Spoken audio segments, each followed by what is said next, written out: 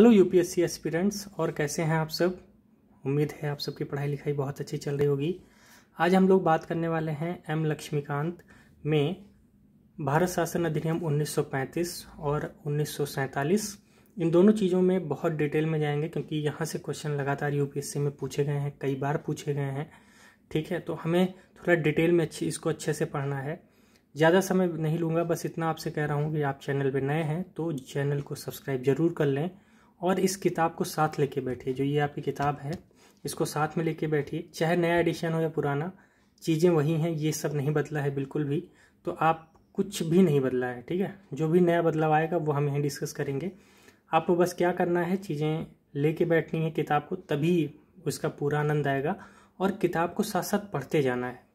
मैं कह रहा हूँ ना, आपको अगर डबल रिवीजन या डबल जो होता है ना कि एक ही बार पढ़ने में 2 बार 3 बार का रिवीजन हो जाना, वो नहीं मिला तो आप कहिएगा। एक बार पूरा देखिए, इंपॉर्टेंट है, पूरा आप देखते नहीं है। सबसे बड़ी समस्या यही है, भागने से अच्छा है ना चीज़ों को एक जगह अच्छे से कंप्लीट कर लीजिए, काम हो जाएगा। तो चलिए आज शुरू करते हैं, ठीक है। चलिए, तो आज हम लोग बात करने आए हैं भारत शासन अधिनियम 1935 और ये आपकी पेज नंबर 1.8 पे दिया है। काफ़ी इंपॉर्टेंट सेशन है। ये 2 चीज़ें अपने साथ में रखिएगा, कुछ चीज़ें पॉइंट आउट करने के लिए, और एक पेंसिल।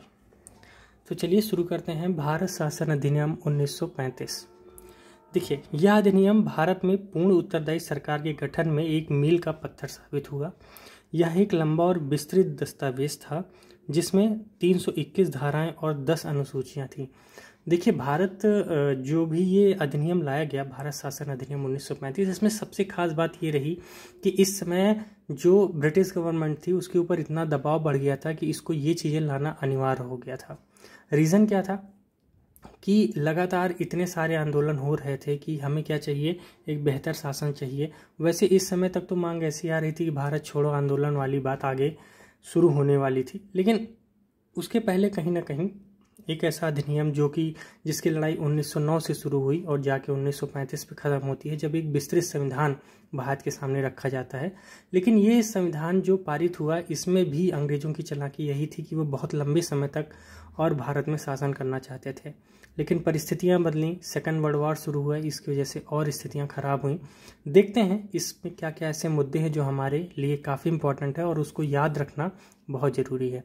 तो हमने क्या कहा, सबसे पहले यह एक विस्तृत दस्तावेज है और इसमें लगभग 321 धाराएं, 10 अनुसूचियां थीं। तो एक बहुत बड़ा संविधान भारत के सामने अंग्रेजों ने रखा था। इस अधिनियम की मुख्य विशेषताएं इस प्रकार थीं। पहला, इसने अखिल भारतीय संघ की स्थापना की। मतलब इसने क्या किया कि भारत को एक संघ के रूप में, पहली बार ऐसा था, the first time in India, कि जब अंग्रेज ने क्या माना कि भारत को एक संघ माना।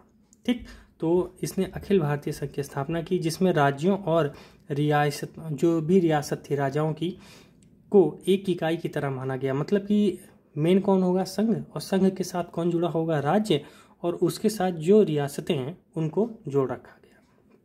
आगे, अधिनियम ने केंद्र और इकाइयों के बीच 3 सूचियां, जैसे एक संघीय सूची जिसमें 59 विषय थे, राज्य सूची जिसमें 54 विषय थे, और समवर्ती सूची जिसमें दोनों के लिए 36 विषय थे, इसके आधार पर शक्तियों का बंटवारा किया। अवशिष्ट शक्तियां वायसराय को दे दी गई। हालांकि यह संघीय व्यवस्था कभी अस्तित्व में नहीं आ सकी क्योंकि देसी रियासतों ने इसमें शामिल होने से इनकार कर दिया। अब देखिए, खास बात कहाँ फंसती है आके, जैसे आज का जो हमारा संविधान है वहाँ पे भी 3 अनुसूचियाँ हैं। पहला है संघ, दूसरा राज्य, तीसरा समवर्ती, और कुछ अब जो अवशिष्ट शक्तियाँ हैं वो किसको मिली हैं, केंद्र सरकार को। ये टोटली कहाँ से उठाया गया, 1935 के अधिनियम में। लेकिन यह संघीय व्यवस्था ना कभी अस्तित्व में इसलिए नहीं आ पाई क्योंकि यहाँ कहा गया कि जो राज्य हैं और जो रियासतें हैं उनको एक इकाई माना जाएगा। लेकिन रियासतें थीं वो, क्योंकि कई रियासतें तो मुस्लिम की थीं, तो वो नहीं चाहते थे कि हम क्या करें, भारत संघ में शामिल हों। और ये चीज़ें अंग्रेज जानते थे कि ऐसा होगा, है ना। तो इस बात को समझना काफ़ी ज़रूरी है। चलिए आगे, इन प्रांतों में द्वैत शासन व्यवस्था समाप्त कर दी गई तथा प्रांतीय स्वायत्तता का शुभारंभ किया गया। देखिए, प्रांतों में द्वैत व्यवस्था क्या थी, हमने इसके पहले देखा था कि जहाँ पे क्या होता, निर्देशक मंडल अलग होता था और प्रशासक मंडल अलग होता था, तो ये द्वैत शासन चलता था, उसको हटा दिया गया। तथा प्रांतीय स्वायत्ता का शुभारंभ, मतलब प्रांतों को भी हम क्या करेंगे, आज़ादी देंगे, स्वायत्ता देंगे, वो कानून बना सके, वो नियम बना सकें, इस टाइप की चीज़ें। राज्यों को अपने दायरे में रहकर स्वायत्त तरीके से 3 पृथक क्षेत्रों में शासन करने का अधिकार दिया गया। इसके अतिरिक्त अधिनियम ने राज्यों में उत्तरदायी सरकार की स्थापना की, यानी गवर्नर को राज्य विधान परिषदों के लिए उत्तरदायी मंत्रियों की सलाह पर काम करना आवश्यक था। यह व्यवस्था 1937 में शुरू की गई और 1939 में समाप्त कर दिया गया, मतलब 2 साल, है ना। मतलब क्या था कि जो गवर्नर थे उनको राज्य विधान परिषद के लिए उत्तरदायी मंत्रियों की सलाह पर काम करना आवश्यक था। मतलब जो भी कहा जाएगा, जो मंत्री कहेंगे वही गवर्नर करेगा। शुरुआत तो की गई, लेकिन जानते हैं अंग्रेजों की आदत, ठीक है, उन्होंने इसको आगे चल के रद्द कर दिया। आगे इसने केंद्र में द्वैत शासन प्रणाली का आरंभ किया, ठीक है। परिणामिता संघीय विषयों को स्थानांतरित तथा आरक्षित विषयों को विभक्त करना पड़ा, हालांकि यह प्रावधान कभी लागू नहीं हो सका। तो सबसे खतरनाक बात यह थी कि इनको लाया गया तो एक संघीय रूप में, एक अच्छे दृष्टि से लाया गया लोगों की नज़र में, लेकिन कभी भी जो इंग्लैंड के शासक थे, जो भारत पे थे, वो कभी नहीं चाहते थे कि ये चीज़ें उतनी बेहतर ढंग से भारत में लागू हो। बस ये नाम का था, एक होता है ना दिखावा और पीछे कुछ और है, वही कहानी चलती रही। आगे इसमें 6 राज्यों में से 6 में द्विसदनीय व्यवस्था प्रारंभ की गई। जैसे आज जानते हैं कि द्विसदनीय कहीं कहीं होता है ना, विधानसभा विधान परिषद, उसी तरह इस प्रकार बंगाल, बम्बई, मद्रास, बिहार, संयुक्त प्रांत और असम में द्विसदनीय विधान परिषद और विधानसभा बन गई। हालांकि इन पर कई प्रकार के प्रतिबंध थे। प्रतिबंध किसके द्वारा, जो वायसराय का हाउस था उसके द्वारा, ठीक है। आगे इनमें दलित जातियों, महिलाओं और मजदूर वर्ग के लिए अलग से निर्वाचन की व्यवस्था कर सांप्रदायिक प्रतिनिधित्व का विस्तार कर दिया गया। इसके पहले आप जानते हैं 1909 में सिर्फ मुसलमानों को दिया गया था। 1919 में किसको किसको दिया गया, सिखों को भी दिया गया, जो भी अलग अलग थे, जैसे सिख हो गए, है ना, उसके बाद जो ईसाई हो गए, आंग्ल इंडियन हो गए, इन सबको भी शामिल किया गया था। कब, 1919 में। लेकिन यहाँ पे क्या किया गया, दलितों के लिए अलग, महिलाओं के लिए अलग, मजदूर के लिए अलग। अब सोचिए इनको लिए अलग अलग निर्वाचन व्यवस्था, तो ये कहीं ना कहीं समाज को बहुत बुरी तरह से बांट रहा था। 6वां पॉइंट है, इसने भारत शासन अधिनियम 1858 द्वारा स्थापित भारत परिषद को समाप्त कर दिया। इंग्लैंड में भारत सचिव को सलाहकारी टीम मिल गई, ठीक है। आगे इसने मताधिकार का विस्तार किया। लगभग 10% जनसंख्या को मत देने का अधिकार मिला। इसके पहले कौन देता था, कोई पढ़ा लिखा, कोई उम्र, मतलब उसमें क्या था, कंडीशंस थी कि आप कम से कम इतनी पढ़ाई किए हो, इतने आप समाज में इतने लोग जान रहे हो, इतनी जिम्मेदारी होनी चाहिए, हर चीज़ का क्या एक क्राइटेरिया बनाया गया था। लेकिन यहाँ पे क्या किया गया कि अब क्या है, 10% तक की जनसंख्या मत दे सकती है, ठीक। तो 1935 के ये पॉइंट जो मैंने अंडरलाइन किए हैं, ये आप जरूर कर लीजिएगा, बहुत इंपॉर्टेंट है, यहीं से आपको ट्रैप किया जाएगा यूपीएससी के जरिए। आगे इसके अंतर्गत देश की मुद्रा और साख नियंत्रण के लिए भारतीय रिजर्व बैंक की स्थापना की गई। तो यहीं पे क्या होता है, हमारा भारतीय रिजर्व बैंक जो आज है वो इसी की शुरुआत होती है, ठीक है, और भारतीय रिजर्व बैंक बनाया जाता है। चलिए अब आगे हम लोग बात करते हैं। तो इस चीज़ को ध्यान रखिएगा कि 1935 में प्रांत में द्वैत शासन की समाप्ति हुई, प्रांत में द्विसदन तथा केंद्र में द्वैत शासन प्रारंभ हुआ। तो ये 3 बातें ध्यान रखिएगा। पहला, प्रांत में द्वैत शासन समाप्त, प्रांत में द्विसदन 11 में से 6 में लागू हुए थे तथा केंद्र में द्वैत शासन प्रारंभ किया गया। इतनी बातें आपको नोट डाउन कर लेनी है। यही बातें बार बार कई बार आपको कंफ्यूज करेगा, द्वैत शासन कब हुआ कब नहीं हुआ, ये बातें ध्यान रखिएगा, काम हो जाएगा। और प्रांतों में द्वैत शासन की शुरुआत कब हुई थी, कमेंट बॉक्स में कमेंट कीजिएगा, अगले सेशन में इसका उत्तर बताऊंगा, ठीक है। चलिए, इसने न केवल लोक सेवा आयोग की स्थापना की बल्कि प्रांतीय सेवा आयोग और 2 या 2 से अधिक राज्यों के लिए संयुक्त सेवा आयोग की घोषणा की। देखिए 1926 में क्या हुआ था, 1919 के अधिनियम के तहत एक संघ लोक सेवा, जो आज की यूपीएससी है, उसका स्थापना की गई थी। लेकिन 1935 में क्या किया गया, राज्यों के लिए भी लोक सेवा आयोग, जैसे आज यूपी का है, राजस्थान का है, हरियाणा का है, अलग अलग है ना, सबका अलग अलग है, उसी हिसाब से 1935 के अधिनियम में ये बात कही गई। एक इम्पॉर्टेंट बात, इसके तहत 1937 में संघीय न्यायालय की स्थापना। इसके पहले क्या था, सुप्रीम कोर्ट तो होता था, हाई कोर्ट होते ही नहीं थे, सीधा सुप्रीम कोर्ट। तो वो जो सुप्रीम कोर्ट होती थी वो क्या थी, प्रांतीय स्तर पे थी। यहाँ पे एक संघीय न्यायालय जो आज का हमारा सुप्रीम कोर्ट है उसकी स्थापना हुई। इतनी बातें मुझे लगता है 1935 में एम लक्ष्मीकांत में है, इसको हमें घोट के पी लेना है, मतलब बिल्कुल भी नहीं भूलना है। ठीक है, कहिए तो 1 मिनट में इसका रिवीजन कर लेते हैं। आइए देखते हैं। सबसे पहले क्या है, नंबर 1 संघ की बात, दूसरा कि कभी अस्तित्व में नहीं आई क्योंकि रियासतों ने आने से मना कर दिया, दूसरा प्रांतों में द्वैध शासन समाप्त कर दिया गया, और क्या किया गया, प्रांतीय स्वायत्तता मतलब दी गई, किसको, राज्यों को। अगली बात है, गवर्नर को राज्य विधान परिषदों से अलग उत्तरदायी जो मंत्रियों की सलाह प्रकार करना आवश्यक हुआ, लेकिन 1937 में शुरू, 39 में खत्म। अगली बात, केंद्र में द्वैध जो शासन प्रणाली है उसकी शुरुआत की गई। 11 में से 6 में द्विसदनीय व्यवस्था प्रारंभ की गई थी, मतलब राज्यों में द्विसदनीय व्यवस्था प्रारंभ की गई। आगे एक बात और ध्यान रखना है कि इसमें क्या किया गया, दलित महिलाओं और मजदूर वर्गों के लिए अलग से निर्वाचन, जो सांप्रदायिक निर्वाचन पद्धति है उसका विस्तार किया गया। अगला, इसमें मताधिकार का विस्तार किया गया, लगभग 10% जनसंख्या को अधिक, मतलब 10% जनसंख्या अब अपना मत डाल सकती है, चुनाव में भाग ले सकती है। दूसरा, आरबीआई की स्थापना की गई, राज्य लोक सेवा आयोग का गठन किया गया, और 1937 में एक संघीय न्यायालय जो सुप्रीम कोर्ट है उसकी स्थापना की गई। यहाँ तक मुझे लगता है आपको 1935 बिल्कुल ध्यान में और रट गया होगा। एक बार और देख लोगे, मुझे लगता है एग्जाम के पहले बात पढ़ने की जरूरत पड़ेगी ही नहीं यार, चिंता न करो। ठीक है, चलिए, लेकिन 2-3 बार देख लेना। अब बात करते हैं 1947। ठीक है, 20 फरवरी 1947 को ब्रिटिश प्रधानमंत्री क्लीमेंट एटली ने घोषणा की कि 30 जून 1947 को भारत में ब्रिटिश शासन समाप्त हो जाएगा। देखो कब किया था, 30 जून 1947 को। ठीक है, इस बात को ध्यान रखना। 20 फरवरी को घोषणा की और उन्होंने कहा 30 जून 1947, तब भी अगस्त तक पहुंच गए थे। आगे, इसके बाद सत्ता उत्तरदायी भारतीयों के हाथों में सौंप दी जाएगी। इस घोषणा पर मुस्लिम लीग ने आंदोलन किया और भारत के विभाजन की बात कही, क्योंकि आप जानते हैं मुस्लिम लीग लगातार इस चीज़ को कह रहा था कि हमें क्या चाहिए, एक अलग राष्ट्र चाहिए। ठीक है, ये चीज़ें हम कहाँ डिस्कस करेंगे, ये चीज़ें हम डिस्कस करेंगे जब हम लोग स्पेक्ट्रम करेंगे तब। 3 जून 1947 को ब्रिटिश सरकार ने फिर स्पष्ट किया कि 1946 में गठित संविधान सभा द्वारा बनाया गया संविधान उन क्षेत्रों पर लागू नहीं होगा जो इसे स्वीकार नहीं करेंगे। इसका मतलब ये हुआ ना कि जो भी ये चीज़ें मनाई गई उसमें यही कहा गया कि ठीक है भैया कोई बात नहीं, लेकिन यह संविधान उन क्षेत्रों में लागू नहीं होगा जो इसको स्वीकार नहीं करेंगे। जैसे आप जानते होंगे कि ये रियासतों को अलग में शामिल होने का मौका दे दिया गया था कि वो चाहे पाकिस्तान में जाएं चाहे इंडिया में आए। ठीक है, तो ये बातें रही हैं जी। आगे, उसी दिन 3 जून 1947 को वायसराय लॉर्ड माउंटबेटन ने विभाजन की योजना पेश की, जिसे माउंटबेटन योजना कहा गया। इस योजना को कांग्रेस और मुस्लिम लीग ने स्वीकार कर लिया।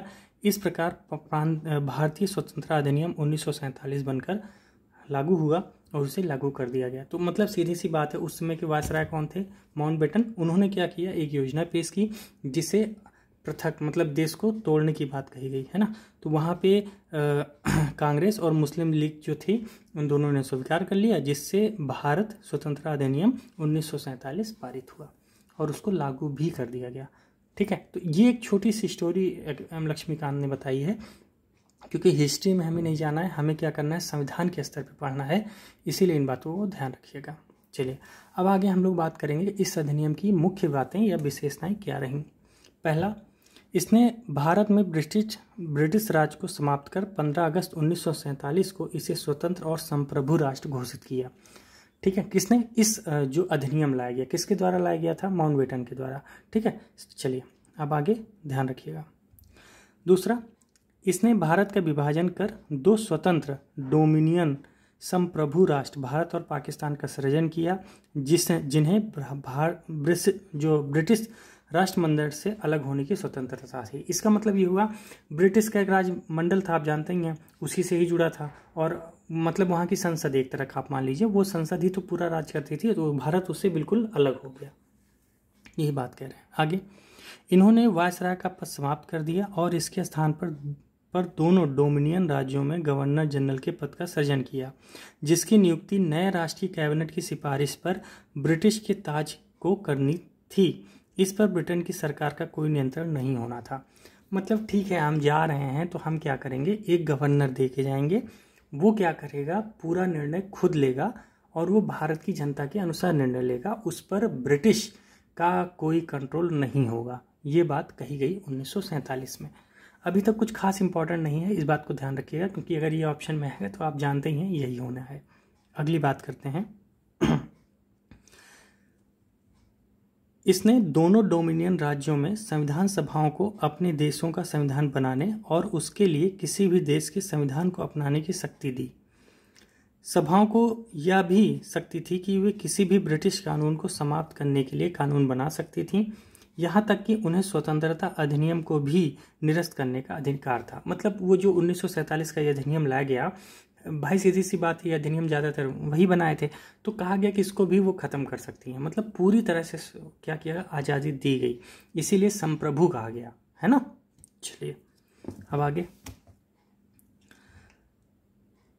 इसने दोनों डोमिनियन राज्यों की संविधान सभाओं को यह शक्ति प्रदान की गई कि वे नए संविधान का निर्माण एवं कार्य जो उनकी कार्यवन्ती थी होने तक अपने अपने संबंधित क्षेत्रों के लिए विधानसभा बना सकती है। मतलब सीधी सी बात है, अगर हम अलग हो गए तो जो भी हमारा कार्यान्वयन होगा, जो भी हमारा कार्यान्वित होगा, तो वो उसको हम क्या करेंगे, अलग अलग अपने हिसाब से क्या करेंगे, विधानसभा बना के हम काम करेंगे। तो सीधी सी बात है, अब तुम्हारा नहीं रहा तो वो क्या करेंगे, बहुत सारी बातें कहेंगे कि यार तुम ऐसा कर सकते हो, तुम ऐसा कर सकते हो। तो उसी में उन्होंने एक बात कहा कि आप विधानसभा भी बना सकते हैं, उसी अकॉर्डिंग काम कर सकते हैं। आगे 15 अगस्त 1947 के बाद ब्रिटिश संसद में पारित हुआ कोई भी अधिनियम दोनों डोमिनियन स्टेट तब तक लागू नहीं होगा जब तक दोनों डोमिनियन इस कानून को मानने के लिए कानून नहीं बना लेंगे। मतलब इन्होंने एक ऑप्शन रखा था कि भैया ठीक है, अब तो हम अलग हो ही रहे हैं, लेकिन उसके बाद भी अगर आप कोई कानून चाहते हैं तो आपको क्या करना पड़ेगा, अपने यहाँ एक नियम पारित करना पड़ेगा कि ये बातें हम ब्रिटिश संसद से ले रहे हैं, तभी ये चीज़ें यहाँ लगेंगी। बस यही बात है। पॉइंट नंबर 6, इस कानून ने ब्रिटेन में भारत सचिव का पद समाप्त कर दिया। क्या काम है इनका, इनका पहले भी काम नहीं था, लेकिन क्या कहा जाए, ज़बरदस्ती बनाया गया था, है ना। चलिए, तो समाप्त कर दिया गया। इनकी सभी शक्तियाँ राष्ट्रमंडल मामलों में राज्य सचिव को हस्तांतरित कर दी गई। ठीक है। इसने 15 अगस्त 1947 को भारत रियासतों को ब्रिटिश संप्रभुता की समाप्ति की घोषणा की। इसके साथ ही आदिवासी क्षेत्र समझौता संबंधों पर ब्रिटिश हस्तक्षेप समाप्त हो गया। मतलब जो भी आदिवासी क्षेत्र थे भारत के, उसको भी ब्रिटिश लोग क्या करते थे, हस्तक्षेप करते थे। तो वो भी पूरी तरह से जा रहे हो तो पूरी तरह से तुम्हारा मामला खत्म हुआ ना। चलिए आगे। इसने भारतीय रियासतों को यह स्वतंत्रता दी कि वो चाहें तो भारत डोमिनियन या पाकिस्तान डोमिनियन के साथ मिलकर रह सकते हैं और स्वतंत्र रह सकती हैं। मतलब वही ना, अंत में कुछ ना कुछ छोड़ के जाना जिससे परेशान रहें। तो उन्होंने कहा कि जो भी रियासतें हैं वे स्वतंत्र हैं, वो चाहे भारत के साथ रहें या पाकिस्तान के साथ। इस अधिनियम ने नया संविधान बनाने तक प्रत्येक डोमिनियन में शासन संचालित करने एवं भारत शासन अधिनियम 1935 के तहत उनकी प्रांतीय सभाओं में सरकार चलाने की व्यवस्था की। हालांकि दोनों डोमिनियन राज्यों में इस कानून में सुधार करने का अधिकार था। सीधी सी बात है, हर चीज़ वो तो दे के गए, लेकिन सुधार करने का हर जगह था कि हम अपने हिसाब से चीज़ों को बदल सकते हैं। पॉइंट नंबर 10, इसने ब्रिटिश शासक को विधेयकों पर, जो ब्रिटिश शासक के विधेयक थे, पर मताधिकार और उसको स्वीकृत करने के अधिकार से वंचित कर दिया। लेकिन ब्रिटिश शासकों के नाम पर गवर्नर जनरल को किसी भी विधेयक को स्वीकार करने का अधिकार प्राप्त था। अब जैसे जो ब्रिटिश शासक था, उसके नाम पर जो गवर्नर जनरल है, वो किसी भी विधेयक को स्वीकार करने का अधिकार प्राप्त था। आप देखिए यहाँ पे ये बात समझने लायक है कि जो ब्रिटिश शासक है ना, उनके जो विधेयक हैं उस पर मताधिकार, उनको स्वीकृत करने का अधिकार से वंचित कर दिया गया। सीधी सी बात है, कर ही देंगे क्योंकि अब यह आपका काम नहीं है, लेकिन आप स्वीकार करना चाहते हैं तो क्या करना है, जो गवर्नर जनरल है वो उसको स्वीकार करने का अधिकार दिया गया कि भैया वो कर सकता है। ठीक है, इंपॉर्टेंट नहीं है, भूल जाओ। आगे, इसके अंतर्गत भारत के गवर्नर जनरल एवं प्रांतीय गवर्नर को राज्य के संवैधानिक प्रमुख नियुक्त किया गया। इन्हें सभी मामलों में राज्य की विधान परिषद के परामर्श पर कार्य करना होता है। इसका मतलब क्या है देखिए, तो इसमें कहा गया कि जो भारत का गवर्नर होगा जनरल और जो प्रांतीय गवर्नर जनरल होगा तो वो संविधान के प्रमुख होंगे, सीधी सी बात है। इन्हें सभी मामलों में राज्य के मंत्रिपरिषद के परामर्शकार, मतलब एक तरह से लोक कल्याण के, जो लोक कल्याण राज्य की नीति होती है उसको करना है। मतलब जो मंत्री चुन के गए होंगे वो अपना निर्णय लेंगे, उसके आधार पर गवर्नर काम करेगा। इसके पहले क्या होता था, गवर्नर अपने मन से हर काम कर रहा था। तो ये क्या किया गया, एक नया बदलाव किया गया। इसने शाही उपाधि से भारत का सम्राट शब्द समाप्त कर दिया गया। ठीक है, तो ये मैंने क्यों किया है, बस खुशी मिलती है। चलिए अब आगे देखते हैं। इसने भारत के द्वारा सचिव द्वारा सिविल सेवा में नियुक्तियों करने और पदों के आरक्षण करने की प्रणाली को समाप्त कर दिया। 15 अगस्त 1947 के पूर्व के सिविल सेवा कर्मचारियों को वही सुविधाएं मिलती रहीं जो पहले से प्राप्त थीं। मतलब ये कहा गया कि भैया देखो, अब आप नए सिरे से ना लोगों को शामिल करिए, जो हमारे हैं अब हम वो प्रणाली पूरी तरह से खत्म कर रहे हैं, आप चाहें तो अपनी नई प्रणाली बना सकते हैं। तो यूपीएससी का नया जन्म 1947 के बाद फिर हुआ होगा जब हमारा संविधान बना। ठीक है, तो ये कहें कि ठीक है, लेकिन जो लोग काम कर रहे हैं, जो अधिकारी हैं जो काम कर रहे हैं, उनकी ज़रूरत तो आगे भी पड़ेगी, तो उनको जो भी सुविधाएं पहले मिल रही थी वो अभी भी मिलेगी। ठीक है, आगे 14-15 अगस्त 1947 की मध्य रात्रि को भारत में ब्रिटिश शासन का अंत हो गया और समस्त शक्तियों को दो नए स्वतंत्र डोमिनियनों भारत और पाकिस्तान को हस्तांतरित कर दी गई। लॉर्ड माउंटबेटन नए डोमिनियन भारत में प्रथम गवर्नर जनरल बने। उन्होंने जवाहरलाल नेहरू को भारत का पहले प्रधानमंत्री के रूप में शपथ दिलाई।